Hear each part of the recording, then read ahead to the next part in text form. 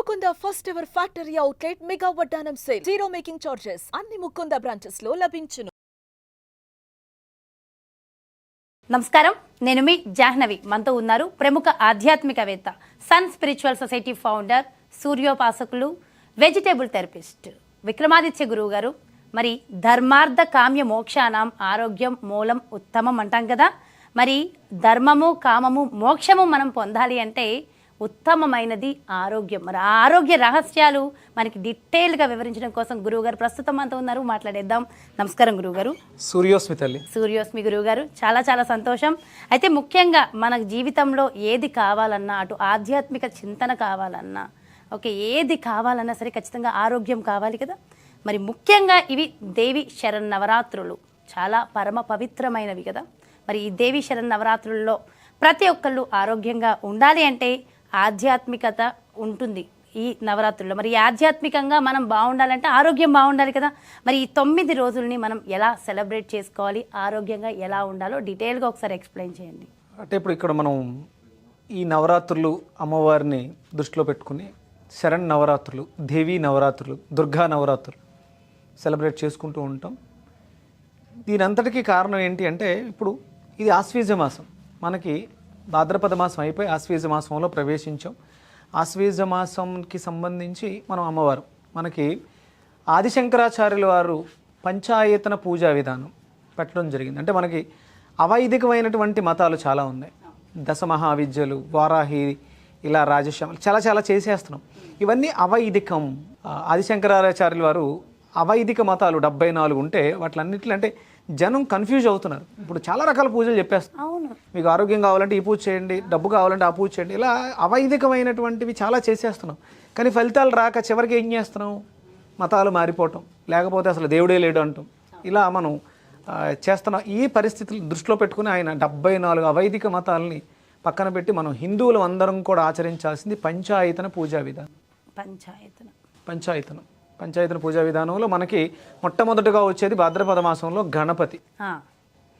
ఇది గణేష్ నవరాత్రులుగా సెలబ్రేట్ చేసుకున్నాం. దాని తర్వాత ఇమీడియట్గా వచ్చేది ఆశ్వీజ మాసంలో అమ్మవారు దుర్గాదేవి, దసరా శరణ్ నవరాత్రులు. తర్వాత ఇమీడియట్గా వచ్చేది కార్తీక మాసం, పరమేశ్వరుడు. కార్తీక మాసం తర్వాత వచ్చేది మార్గశిర మాసం, విష్ణుమూర్తికి ప్రీతికరం. తర్వాత వచ్చేది మాఘమాసం, సూర్యనారాయణమూర్తి. ఇక్కడ ఎన్నైనాయండి? భాద్రపదం గణపతి, అమ్మవారు, పరమేశ్వరుడు, విష్ణుమూర్తి, సూర్యుడు. ఇదే ఈ పంచాయతనం మనం చేయాల్సినటువంటి పూజా విధానాలు. ఇక్కడ వరుసగా అంటే గణపతితో మొదలుపెట్టాం, విఘ్నాలు లేకుండా జీవితాలు బాగుండాలి. ఇక్కడ ప్రారంభించిన తర్వాత అమ్మవారి శక్తి. అంటే ఇక్కడ మనకి మన శరీరంలో ఏదైతే పంచభూతాలు ఉన్నాయో, మనం చూడండి, గురువుగారు పెట్టింది ఆది శంకరాచార్యులు పంచాయతనం పెట్టారు. మన శరీరం కూడా పంచభూతాలతో నడుపుతుంది. 5 elements: earth, water, air, space, అగ్ని. ఇవే ఈ 5. ఇక్కడ గణపతితో వచ్చినప్పుడు మనకి తత్వం అగ్నితత్వంలో ఉంది. శ్రావణం, భాద్రపదం అగ్నితత్వం ఇక్కడ భూతత్వంలోకి మారుతుంది. ఆశ్వీజం, కార్తీకం భూతత్వం. అందుకని ఇక్కడ వేకువజామునే లేవటం, స్నానాలు ఆచరించటం, ఇవన్నీ కూడా శాస్త్రవిధిగా మన శరీర ఆరోగ్యాన్ని మెరుగుపరుచుకోవడానికి. నేను మీకు చెప్తూ ఉంటాను, ధర్మార్థ కామ్య మోక్షానం ఆరోగ్యం మూలముత్తమం. మీకు ధర్మము అంటే మీరు ఆచరించాల్సింది, మీరు ఉన్నటువంటి వృత్తి ధర్మాల్లో ఆచరించాలి. గృహస్థు ధర్మంలో తల్లిగా మీ బాధ్యతలు నిర్వర్తించాలి. ఇవన్నీ చేయాలంటే మీకు కావాల్సింది ఏంటి? ఆరోగ్యం కావాలి. అంటే మీరు పొద్దుటే లేవాలి, పిల్లల్ని రెడీ చేయాలి, ఇవన్నీ చేయాలంటే మీకు ఓపిక కావాలి, శక్తి కావాలి. ఇవన్నీ చేయాలంటే ఆరోగ్యం బాగుండాలి. అందుకని ధర్మము, అర్థము అంటే ధన సంపాదన, లేకపోతే మనకి ఇంకా ఉన్నటువంటి విలువలు, వీటిలన్నింటినీ కాపాడుకోవాలి. వాటిని మీరు సేకరించాలి. అంటే మీకు అర్థం ఎక్కడ వస్తుంది, డబ్బు ఎక్కడ వస్తుంది? కష్టపడి పని చేస్తే. మరి కష్టపడి పని చేయడానికి శక్తి కావాలి, ఆరోగ్యం కావాలి. ధర్మ అర్థ కామ్యం అంటే కోరికలు, మీ కోరికలు నెరవేర్చుకోవాలి. అక్కడికి వెళ్ళాలి, ఇక్కడికి వెళ్ళాలి, దైవక్షేత్రాలకే వెళ్ళాలి, పుణ్యక్షేత్రాలకే వెళ్ళాలి. తిరుపతి వెళ్ళి కాలి నడకన పైకి వెళ్ళి స్వామివారి దర్శనం చేసుకోవాలి. దీనికి కావాల్సిందేంటి? ఆరోగ్యం. ధర్మార్థ కామ్య మోక్షానం ఆరోగ్యం మూలముత్తమం. నేను దీని గురించి సెపరేట్గానే ఒక వీడియో చేయాలనేసి కూడా అనుకున్నాను గురుగారు.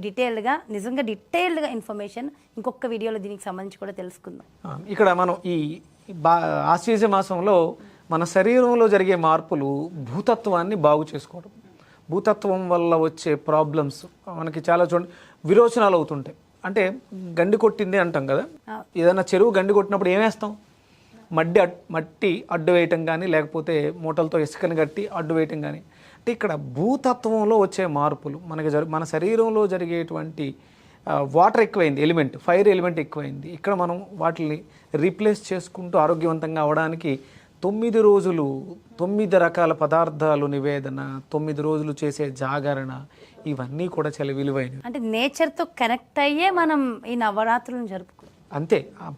ప్రతిదీ మీరు ప్రకృతిలో చేసే ప్రతి దైవారాధన కూడా మన ఇన్నర్ ప్రకృతికి కనెక్ట్ అయ్యేదే ఉంటుంది. ఈ 5 పంచభూతాల మీదే ఆధారపడే ఉంటుంది. ఇంతకు భిన్నంగా ఇంకోటి ఏమీ ఉండదు. మనం సైన్స్ అంటాం ఆరోగ్యం విషయంలోకి వస్తులోకి.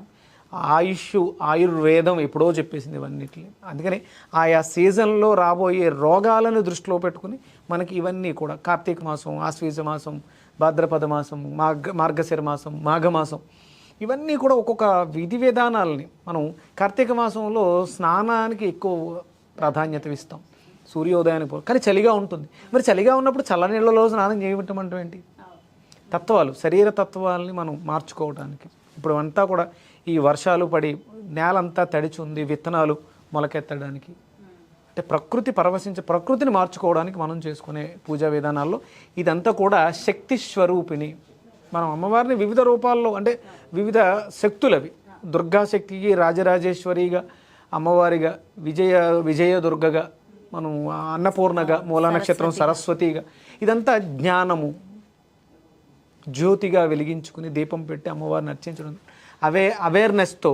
ఎందుకంటే జాగరణ చేస్తాం రాత్రులు. అవును, నవరాత్రులు. అసురశక్తులు మన మీద యుద్ధం చేయడానికి సిద్ధంగా ఉన్నాయి కాబట్టి మీరు జాగరణ చెయ్యండి అమ్మవారు. అందుకనే వీటిలన్నింటినీ చేయించుకున్నాం. దశమి రోజు ఆ నరకాసురుడిని వధించేసాం, విజయదశమిని సెలబ్రేట్ చేసుకుంటాం. ఇదంతా మనలో ఆ శక్తుల్ని పెంపొందించుకోవడం కోసం. ఇప్పుడు మనం ఒక విగ్రహానికి అలంకారం చేసేసి పూల మాలలు వేసేసి అలా చూస్తూ కూర్చుంటే, మనం అక్కడ చేసేటువంటి ఆ విధి విధానాలతో అమ్మవారి ఆ శక్తిని ఎదురుగుండా, మన కళ్ళకి ఎదురుగుండా ఉన్నటువంటి దేవిని, లోపల ఉన్న దేవిని అక్కడ మనం మూర్తిభవ రూపంలో చూసుకోవడానికి.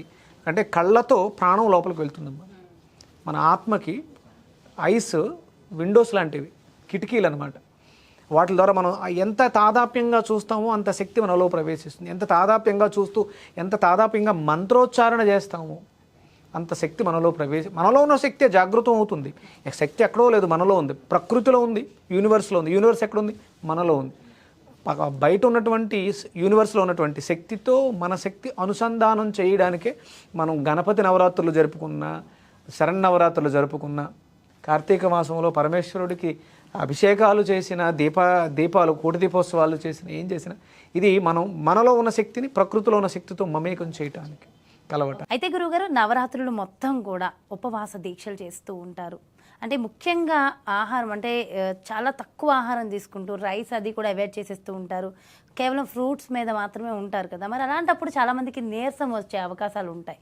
అప్పుడు అటు భక్తి మీదకి పక్కన పెట్టేసి ఇబ్బంది కూడా పడుతూ ఉంటారు.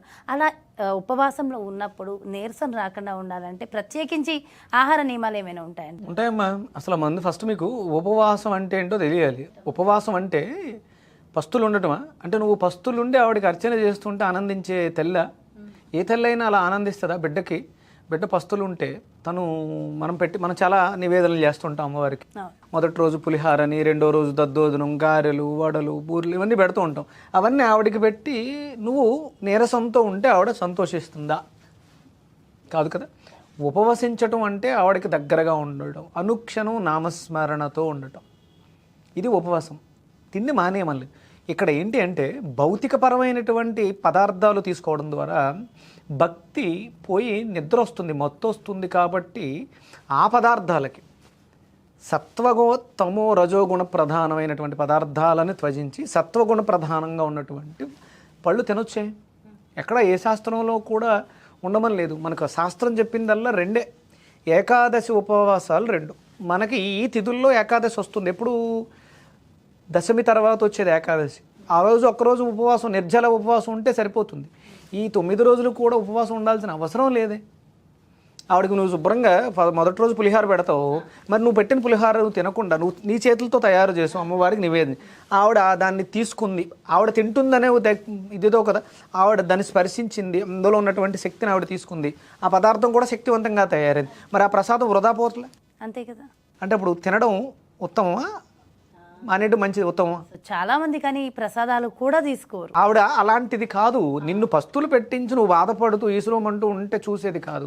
అది మన భక్తి ఎక్కడ అచంచలంగా వెళ్ళిపోతుందో అనే భయంతో మనం పెట్టుకున్నాం. అతి సర్వత్రా వర్జిత్, దేంట్లో అయినా సరే అతిగా ఏది చేయకూడదు. భక్తితో చేయండి. ఆ పూజ చేసే సమయం ఏదైతే ఉందో, ఉదయం పూజ చేసావమ్మా, భక్తితో పూజ అంతా అయిపోయింది, 9 గంటలకు 10 గంటలకు అష్టోత్తరాలు సహస్ర మంత్రాలు అయిపోయినాయి, అమ్మవారికి నివేదన చేసావు. మధ్యాహ్నం శుభ్రంగా అందరూ ఇంట్లో వాళ్ళు అందరూ కూర్చుని అరిటాకు వేసుకుని భోజనంతో పంక్తిలో కూర్చుని భోజనం చేసావు. సాయంత్రం మళ్ళీ స్నానం చేసి మళ్ళీ దీపోదీప నైవేద్యాలు చేసావు. అప్పుడు మళ్ళీ ఒక లఘు ప్రసాదం ఏదో పెడతావు, పాలతో పరమాన్నమో ప్రసాదం ఏదో పెడతావు, దాన్ని తీసుకుని అయిపోయింది ఆ రేజు, ఉండొచ్చు, అందులో తప్పే ఉంది. అంటే ప్రతినిత్యము నువ్వు చాలా రకాలు వంటలు చేసుకుని మనం భోజనం మధ్యాహ్నం, ఉదయం టిఫిన్, మధ్యాహ్నం భోజనం ఇలా చేసేసి సాయంత్రం తింటూ ఉంటాం. దానికి కొంచెం భిన్నంగా ఇక్కడ ప్రసాదం, అమ్మవారికి ప్రసాదం ఏంటి, ఉల్లి వెల్లుల్లి లేని నివేదన చేస్తాం, అంటే అది సత్వగుణాన్ని మాత్రమే కలిగి ఉంటుంది. అందుకని ఈ 9 రోజుల్లోనూ మనం పెట్టే ప్రసాదాలు ఏవి కూడా ఉల్లికి వెల్లుల్లికి సంబంధం లేని ఉంటాయి. అప్పుడు వడలేస్తారు, అమ్మవారికి ఇష్టమని అల్లంతో కలిపిన వడలేస్తారు 3వ రోజు. చివరి రోజు మినప గారెలు వేస్తారు అల్లం లేకుండా ఉత్తివే. పులిహార, దద్దోజనం, పరమాన్నం, కూరగాయలతో ఉండే పులగాన్నం, ఇవి ఎక్కడా కూడా ఉల్లిపాయ కానీ వెల్లుల్లిపాయ కానీ ఉండదు. మనం భగవంతుడికి నివేదన చేసి ఏ పదార్థం, ఇప్పుడు అన్నసంతర్పణ చేస్తూ ఉంటారమ్మా, మంచి రుచిగా ఉల్లి వెల్లుల్లి వేసి రుచిగా చేసి అన్నసంతర్పణం చేస్తారు, అది తప్పు. ఎందుకంటే అది నువ్వు ఉల్లి వెల్లుల్లి వేస్తే భగవంతు నివేదనకి మూలం కాదు కాబట్టి అది ప్రసాదం అవ్వదు. నువ్వు ఎంత అన్నదానం చేస్తే లాభం ఉంది, సోమరిపోతులు తింటారు తప్ప. ఇక్కడ మనం భక్తితో నివేదన చేసాం కాబట్టి ఆ ప్రసాదం తీసుకోవడంలో తప్పులేదు. ఒకవేళ అంటే ఇది అన్నము అంటే ఏమన్నా మీరు భావన ఉంటే ఫ్రూట్స్ తీసుకోవచ్చు. మన శరీరం, మీకు అదే చెప్పా, ధర్మార్థ కామ్య మోక్షానం ఆరోగ్యం మూలమొత్తం. మీరు ఆరోగ్యంగా ఉంటేనే అమ్మవారిని అర్చించగలుగుతారు. 9 రోజులు మీరు అమ్మవారికి సేవ చేసుకోవాలి, బాగుండాలి. 9 రోజుల తర్వాత మీరు మంచాన పడిపోతే ఆవిడకి ఇష్టమా? కుటుంబం అంతా కూడా ఏమంటది, నువ్వు అనవసరంగా ఉపవాస దీక్షలు అవి చేసి నీ ఆరోగ్యాన్ని బాగు చేసుకుంటున్నావు అంటారు. అపవాదం ఎవరికి వస్తుంది? అమ్మవారికి వస్తుంది. పూజ అయిపోయింది, 9 గంటలకు 10 గంటలకు పూజ అయిపోయింది, శుభ్రంగా పళ్ళు పెట్టుకుని తినేయండి. 1 గంటకో 2 గంటలకో మంచి భోజనం, ఆకు పెట్టుకుని పంక్తి భోజనంలో శుభ్రంగా అమ్మవారి ప్రసాదాన్ని తీసుకోండి, ఆరోగ్యంగా ఉంటుంది. ఇలా మనం శాస్త్రీయంగా తీసుకోవడం ఎలాంటి తప్పు లేదు. ఒక్కపూట భోజనం అయిపోయింది, సాయంత్రం శుభ్రంగా అమ్మవారికి వెండి గ్లాసులో పాలు నివేదన చేసి ఆ పాలలో కొంచెం మిరియాలు పొడేసుకుని మనం తాగితే మనకు కూడా ఆరోగ్యం, మరుసటి రోజుకి శక్తివంతంగా తయారవుతాం. తిండి మానేయమని ఏ దేవీ దేవత చెప్పదమ్మా. ఏకాదశి మాత్రం కంపల్సరీ చెప్తుంది. 2 ఏకాదశులు మనం వండిన ఆహారాన్ని మనం నిషేధించాలి. మిగతా రోజులు ఎక్కడ మానేయాలని రూల్స్ ఎక్కడ లేవు. అది యథాశక్తి మన ఇష్టం. అంటే మనకు కోరికలు కామ్యాలు ఎక్కువగా ఉన్నాయి, అంటే ఏదో నేను ఇది వదిలిపెడితే ఆవిడ అది ఇస్తుంది అనేది తప్పు. మనకు ఆరోగ్యం అంటే లంకణం పరమౌషధం. మనకు అనారోగ్యంతో బాధపడుతున్నాం, అప్పుడు మనం దీన్ని విడిచిపెట్టి భక్తితో ఎక్కువగా పట్టుకున్నప్పుడు మనకున్న అనారోగ్య సమస్యలు తగ్గే అవకాశం ఉంటుంది. ఆరోగ్యవంతులు ఆరోగ్యకరంగా ఆవిడని అర్చిస్తూ ఆవిడకి నివేదన చేసినటువంటి ప్రసాదాలని తిరిగి మనం ప్రసాదంగా స్వీకరిస్తే ఆరోగ్యం మరింత బాగుపడుతుంది, సమాజం కూడా ఇంకా బాగుపడుతుంది. చాలా చాలా చాలా చక్కగా వివరణ, అంటే చాలా మంచి విషయ పరిజ్ఞానాన్ని అందించారు. చాలా చక్కటి వివరణ కూడా అందించారు గురుగారు. Thank you so much. సూర్యస్మి. అండ్ చూసారు కదండి, దసరా శరన్నవరాత్రులు మరి తెలిసో తెలియకో మనం చేసే చిన్న చిన్న మిస్టేక్స్ వల్ల మనం పడే ఇబ్బందులు, మన ఆరోగ్యాన్ని మనం ఎలా కాపాడుకోవాలో సరైన సూచనలు అందించారు కదా. ధర్మార్థ కామ్య మోక్షానం ఆరోగ్యం మూలమోత్తమం అని అన్నారు కదా గురువుగారే. సో ఖచ్చితంగా మన ఆరోగ్యం బాగున్నప్పుడే ఇవన్నీ కూడా మనం సాధిస్తాం. సో ఖచ్చితంగా ఇవన్నీ ఫాలో అవ్వండి. అనవసరంగా చేయలేనివి ఏవో అవి ఇవి అని చెప్పేసి చేయొద్దు. హ్యాపీగా ఆనందంగా ఈ పండుగల్ని సెలబ్రేట్ చేసుకోండి. మరో చక్కటి ప్రత్యేకమైన కార్యక్రమంతో మళ్ళీ మీ ముందుకు వచ్చేస్తాను. నమస్కారం. Anchors dress courtesy by Saki.